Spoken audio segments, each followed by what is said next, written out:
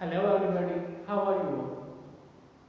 In the previous class we discussed about rotation and the revolution और हमने हल्का सी बात की थी अपनी फॉर्मेशन ऑफ द सीजन्स के बारे में।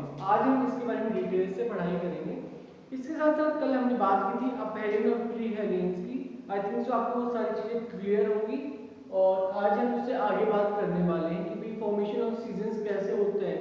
कि मैंने आपको नॉर्मली डायग्राम बना के दिखाया था कि भाई ऐसे डायग्राम 4 सीजन्स में कन्वर्ट होते हैं। In 1 year, there is a cycle of the seasons. Cycle seasons का चक्कर चलता रहता है. Summer, autumn, winter, and the March we have a spring. So ये seasons आते क्यों, फॉर्मेशन बनता क्यों है? तो सबसे पहला जो क्वेश्चन है कि सर तो ये सीजन्स बनते ही क्यों? What is the reason behind it? So first reason है इसका जो आपकी आर्क जो टिल्ट है, झुकाव है, उसकी वजह से। And the second one is आपको नॉर्मली इस डायग्राम से आपको समझ में आ रहा होगा कि ये क्या है। Does it is a rotation or it is a revolution? किसकी वजह से? ये आपकी रिवोल्यूशन की वजह से।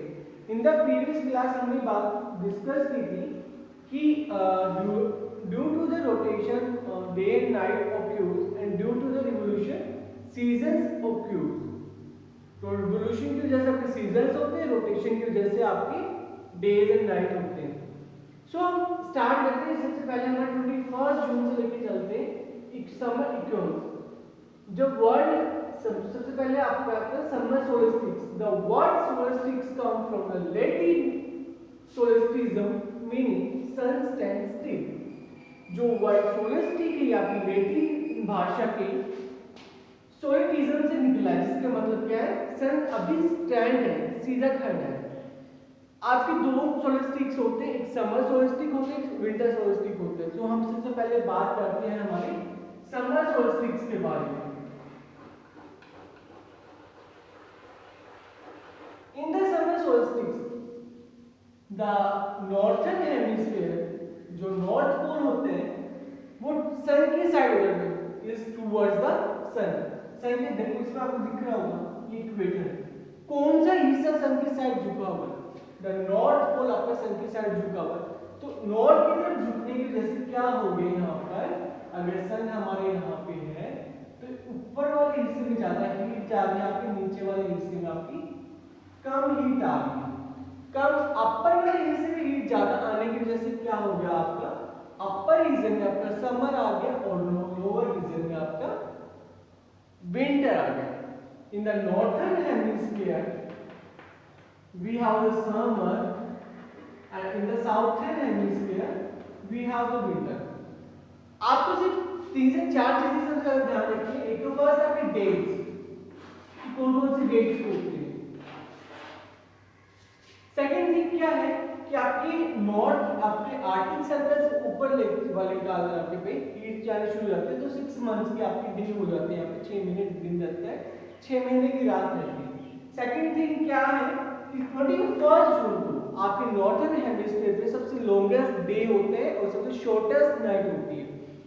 अब ये बात तो होगी हमने नॉर्थर्न की। आप करते हैं साउथर्न हेमिस्फीयर की। साउथर्न हेमिस्फीयर में आपका विंटर आता है और अंटार्कटिक सर्कल से लेके नीचे तक के इलाके में आपका नाइट का रीजन रहता है, हमेशा रात रहती है। इसके बाद हम बात करते हैं हमारी ऑटम इक्वेशंस की। Equation is derived from the Latin word which means equal and not the Latin word for night। Equation एक लैटिन वर्ड है, दोनों लैटिन वर्ड है, इक्वेशन भी और सोल्स्टिस भी। इक्वेशन का जो आपका इक्व है जो आपका उसमें जो आपके लैटिन वर्ड से निकाला है, जिसका मतलब क्या है? इक्वल, समान, बराबर। और नॉक्स का मतलब क्या है? नाइट, बराबर दिन रात, बराबर रात। मतलब equal night means equal day and equal night. ये आपके दो होते हैं, स्प्रिंग इक्वेशंस, ऑटम इक्वेशंस। इसके अंदर क्या होते हैं? 23 सितंबर को आपको कोई भी पोल, ना तो नॉर्थर्न पोल ना साउथर्न पोल, कोई भी पोल आपके सन की तरफ टिल्ट नहीं होता है, झुका हुआ नहीं होता, जिसकी वजह से आपकी पूरी अर्थ में क्या हो जाता है? दिन और रात बराबर होती है। जिसकी वजह से यहाँ पे ऑटम होते हैं, आपके साउथर्न हेमिस्फीयर में ऑटम आ जाते हैं और नॉर्थर्न हेमिस्फीयर में आपका ऑटम आ जाता है और साउथर्न हेमिस्फीयर में आपका स्प्रिंग आ जाता है। इसके बाद हम बात करते हैं 22 दिसंबर विंटर सोल्स्टिस की।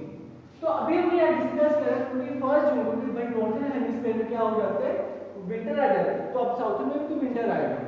तो अब यहाँ देखिए, ये आपका इक्वेटर है, तो कौन से हिस्सा आपका सन की तरफ टिल्ट है, झुका हुआ है, इंक्लिनेशन। तो साउथ पोल का जो हिस्सा हुआ आपके सन की तरफ झुका हुआ है, तो इसकी वजह से साउथ पोल में क्या आ जाती है, विंटर आ जाती है। नॉर्थ पोल में क्या आ जाती है आपकी, सॉरी, साउथ पोल में आपकी समर आ जाती है और नॉर्थ पोल में आपकी विंटर्स आ जाती है। साउथर्न हेमिस्फीयर में आपकी समर एंड नॉर्थर्न हेमिस्फीयर में आपकी विंटर्स। अब देखिए जून के महीने आपके विंटर समर वेकेशंस होते हैं और जैन में क्या होते हैं आपके in the end of December आपके विंटर वेकेशंस होते हैं। तो हमारे इलाके में क्या आ गया, किस इलाके में, नॉर्थर्न हेमिस्फीयर में। नॉर्थर्न हेमिस्फीयर में होने की वजह से हमारे विंटर्स आ जाती है और यहाँ पे लगता है 22 दिसंबर को हमारी नॉर्थर्न हेमिस्फीयर में सबसे शॉर्ट 22 दिसंबर को सबसे आपका साउथर्न हेमिस्फीयर में सबसे बड़ा दिन होता है और सबसे छोटी रात होती है, और हमारे नॉर्थर्न हेमिस्फीयर में सबसे छोटा दिन और सबसे बड़ी रात होती है। अगर इसके बाद हम बात करते हैं अपने 21 मार्च की। 21 मार्च को सेम वही कंडीशन, कोई भी आपका जो पोल है वो सन की तरफ इंक्लिनेशन झुका हुआ नहीं है। इसकी वजह से आपकी नॉर्थर्न हेमिस्फीयर में स्प्रिंग आती है और साउथर्न हेमिस्फीयर में आपके ऑटम आ जाता है। ये आपके सीजन से 4, summer, autumn, winter and the spring. अब यहाँ देखते हो मार्च, अप्रैल, मई, जून गया, जुलाई, अगस्त, सितंबर, अक्टूबर, नवंबर, दिसंबर, हर एक बीच में 2 मंथ्स का गैप है। आप इसको इजीली लर्न भी कर सकते हैं 21, 23, 22। इट्स इजीएबल। If you have any doubt, अगर आप कहीं पे भी कोई भी डाउट है then you can leave your comments below the video. Thank you. Have a nice day.